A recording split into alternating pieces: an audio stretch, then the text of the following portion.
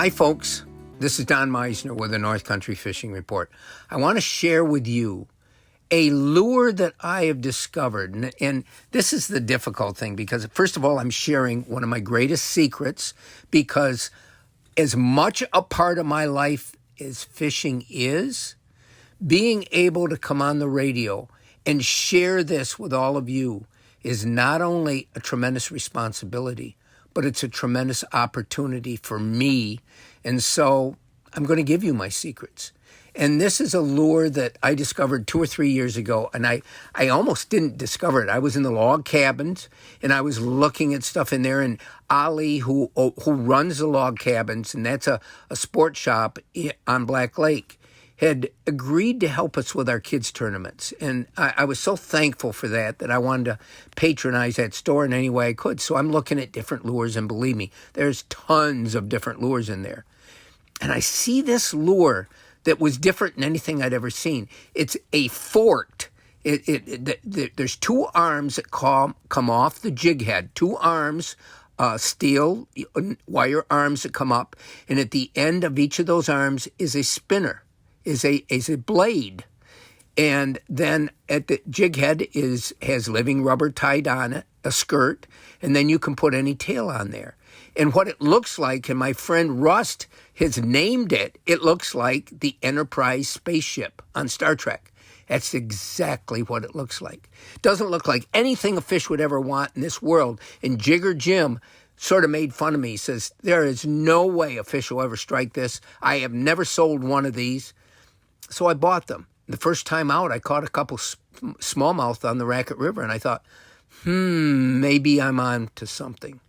Well, the something has expanded into the point that this lure is my go-to lure for bass and pike, and maybe it would be for anything else that happens to want to strike. But for bass and pike, this lure has proved to be incredible.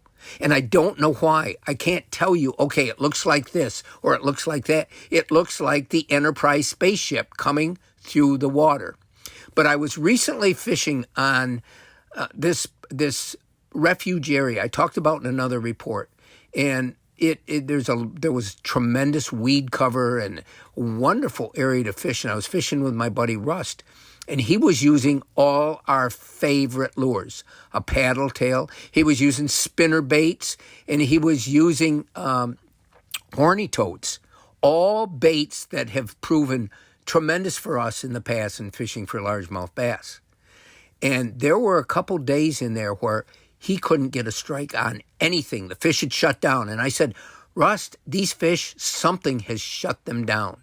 But I says, I'm going to put my go-to lure on and see what happens. And what happened was I started catching largemouth after largemouth after largemouth while he continued to cast in the same areas and not even get a strike.